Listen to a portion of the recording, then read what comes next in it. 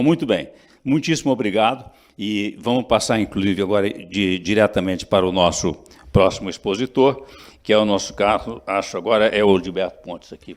Gilberto, você está com o microfone?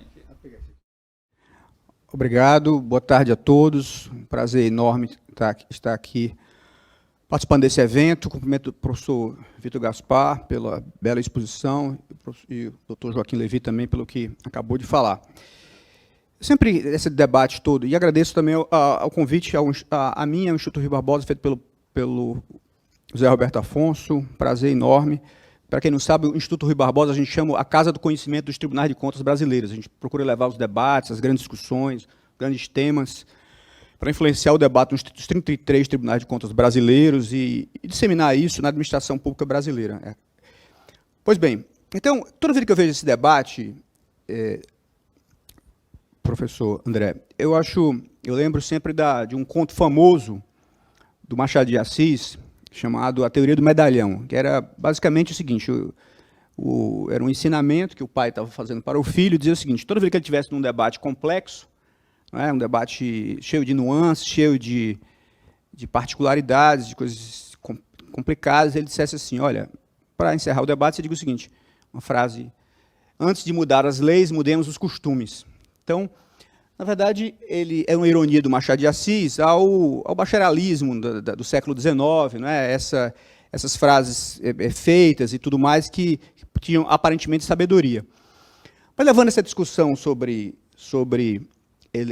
leis e costumes, aqui eu entendo que para poder funcionar, que eu vejo isso na experiência europeia e brasileira, para poder funcionar bem a regra fiscal, ela tem que ter o que a gente chama hoje de mudança também de procedimentos. É o que tem se chamado ultimamente de governança fiscal, usada a tecnologia, não apenas regras numéricas, mas também governança fiscal. Isso aí entra exatamente nos costumes, nos procedimentos. Porque quando a gente olha a experiência, por exemplo, da Europa.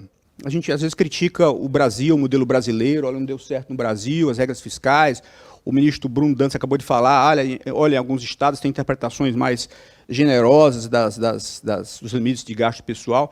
Mas quando a gente olha a própria União Europeia, que é muito mais desenvolvida, por óbvio, institucionalmente que o Brasil, a União Europeia está pelo menos na terceira ou quarta geração de regras fiscais. Se a gente olhar, começou ali no Tratado de Maastricht, depois o Pacto de Estabilidade e Crescimento, não sei se é assim que traduziram aqui em Portugal, Stability and Growth Pact, acho que então que tinha basicamente regras muito simples, regra de dívida, regra de déficit, e aí quando se foi para aplicar para a França e para a Alemanha, que ultrapassaram em 2003, não se conseguiu aplicar, se viu que não era crível, não se conseguia aplicar as sanções que eram obrigatórias, e aí eu disse, olha, não dá para aplicar para a França, para a Alemanha, temos que mudar as regras.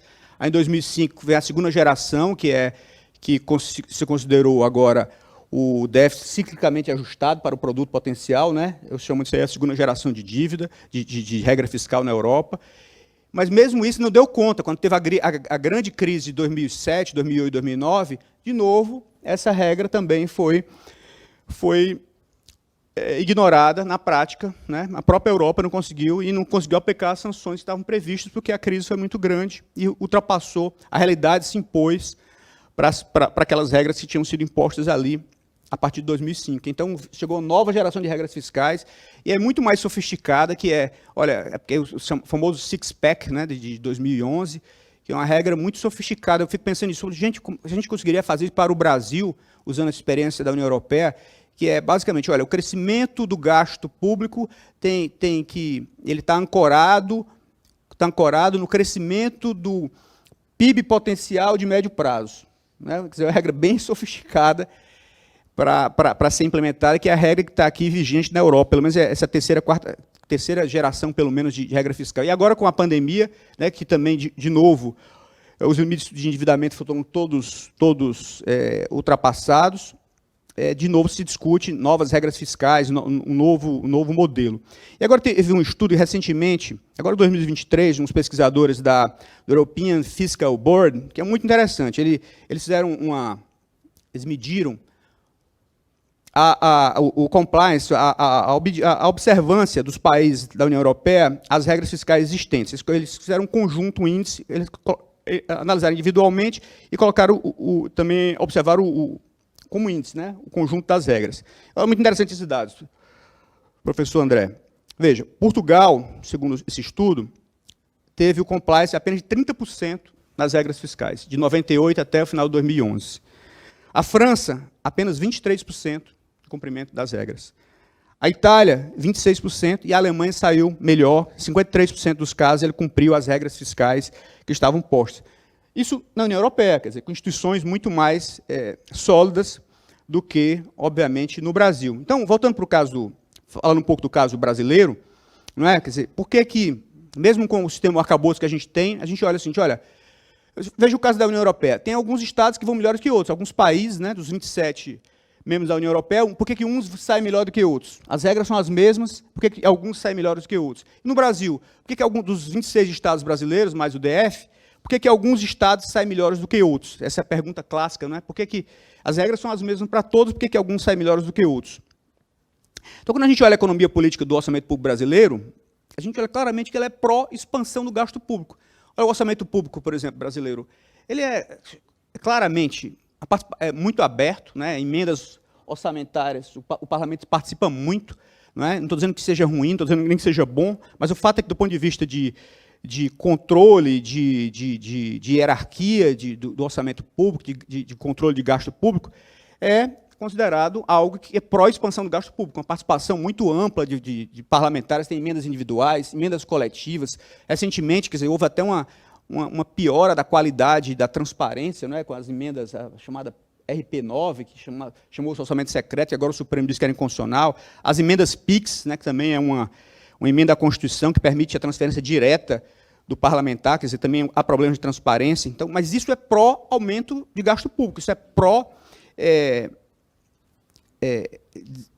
enfim, expansão do gasto público. Então, como é que a gente consegue, professor André, essa aqui é uma questão interessante. Olha, ok, seus procedimentos, os seus costumes, para botar o Machado de Assis, os seus procedimentos são pró-aumento do gasto público, são assim como regra.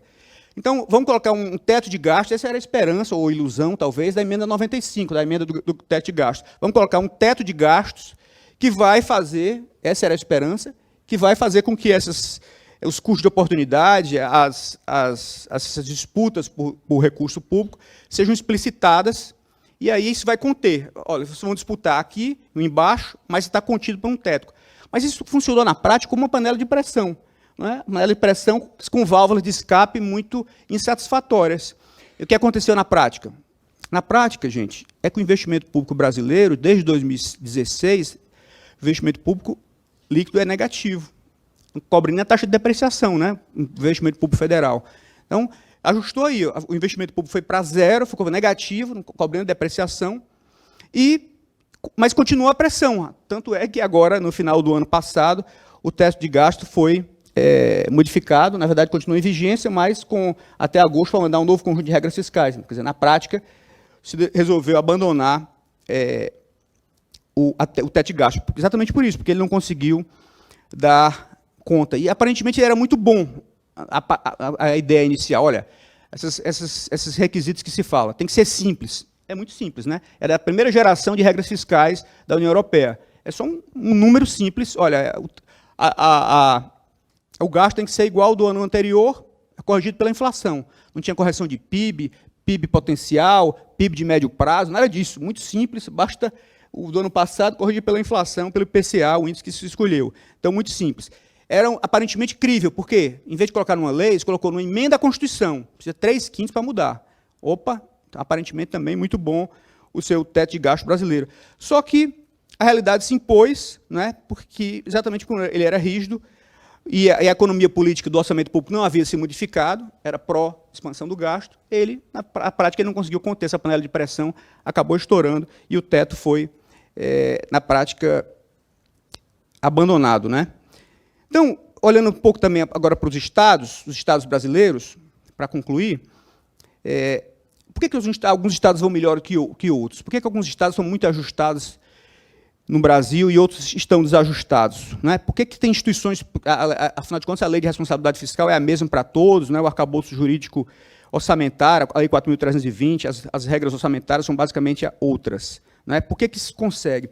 E a gente olha na prática, que tem vários secretários de Fazenda que podem até depois, nesse debate, participar disso, é que nos estados, eu acho que o sistema hierárquico é muito mais forte que na União. Um governador, em geral, nos estados brasileiros, tem muito mais força que tem um presidente da República frente ao Congresso Nacional. Então, se você tiver um governador comprometido com o equilíbrio das contas públicas e colocar um secretário da Fazenda profissional, veja que em vários lugares se contrata profissionais de outros estados. É interessante isso, eu venho aqui, várias pessoas em secretarias de Fazenda de outros estados, não é? Quer dizer, profissionaliza a Secretaria de Fazenda. Com o apoio do governador, o sistema de peso e contrapeso é muito mais fraco. Quer dizer, o poder do Congresso frente ao presidente da República é muito maior do que nos próprios estados. Então, nesses estados que há isso, há um compromisso político do governador, de quem ganha a eleição, com o equilíbrio das contas públicas, isso se consegue fazer. E qual é o papel dos tribunais de contas nessa história toda? O ministro Bruno Dantas falou dos tribunais de contas dos estados, que o Tribunal de Contas da União é muito rigoroso, não é interpretação de gasto público, de pessoal, os estados nem tanto. Mas vejam o caso, gente. O papel das instituições. Quando o Brasil começou a deteriorar as contas públicas a partir de 2013, Rodrigo, o TCU não conseguiu conter, não é isso? A deterioração enorme das contas públicas brasileiras a partir de 2013, o TCU não foi um dique suficiente para conter. E nem deveria ser, talvez. Ele não tem realmente a força institucional para isso. Havia uma disposição política do presidente da República, né, que a gente estava na presidência, e do Congresso Nacional, e o TCU não conteve. Como não tem força institucional para conter o Congresso Nacional quando ele quer fazer isso. Assim também, quer dizer, eu acho que quando há a minha experiência prática, conversando em vários tribunais de contas, observando e conversando, analisando, é que quando há o compromisso político pelo equilíbrio, e nos estados também, o Tribunal de Contas é um bom dique, ele sinaliza bem, por exemplo, lá no TCE do Ceará, a gente tem um monitor fiscal, que faz alertas, que diz, olha, essa medida não é boa, isso vai aumentar em tanto, isso é o monitor fiscal, faz alertas, não é? Ele funciona até como um soft power, em certo sentido. Mas quando há disposição de fato, eu dou sempre esse exemplo, olha, há uma greve da Polícia Militar, uma greve dos professores, o governador, pressionado, resolve dar um aumento de salários para os servidores, para os policiais ou para os professores. A Assembleia autoriza o orçamento. O Tribunal de Contas vai conter isso? É impossível, né? Ele não é uma instituição forte o suficiente, ele não participa dessa decisão.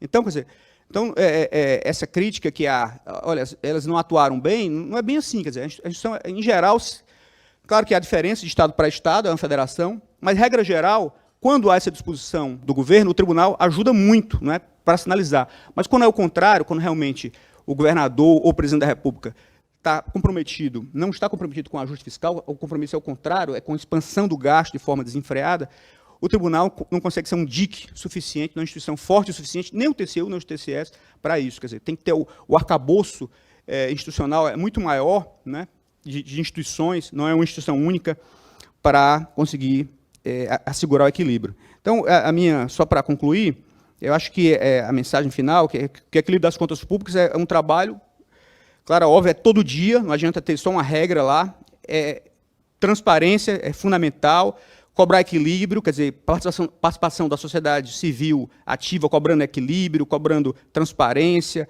não só cobrando, inclusive, as instituições de enforcement, né, para que elas atuem melhor, porque me parece, eu acho que a experiência da Europa mostra isso, e a do Brasil também, que não há nenhuma regra fiscal ou instituição que sozinhas consigam assegurar esse equilíbrio. É um pouco isso, o trabalho de todo dia para que a gente consiga melhorar nesse campo, mas não é uma instituição sozinha, nenhuma regra única ou um conjunto de regras que vai assegurar o equilíbrio. Obrigado. Bom, o meu caro procurador Gilberto Pontes, excelente apresentação, estou de pleno acordo com você. Você mencionou como Machado de Assis, mas a ideia de que entre leis, não necessariamente leis, regras e costumes, eu tenho lido muito, e Alexis de Tocqueville sustenta que não há possibilidade de ter regras e leis que sejam viáveis sem os costumes que os aprovem e os legitime. Como ele diz, les mœurs. São mais importantes do que as leis. Leis que não são percebidas como legítimas e são compreendidas como que, estando de acordo com as aspirações da sociedade, serão necessariamente transgredidas. E, evidentemente, como você acabou de dizer, não há TCU possibilidade que impeça quem queira transgredir com essas leis. Então, o ponto fundamental é encontrar arcabouços e instituições e regras que sejam percebidas como legítimas. E, para isso, nós precisamos ter uma coincidência entre as percepções, les mœurs, os costumes, os valores e as regras que estão sendo postas. Se não fizermos isso, corremos o risco, que a União Europeia é um exemplo grande disso, de termos uma ideia de tentarmos impor uma governança tecnocrática por cima da representatividade democrática.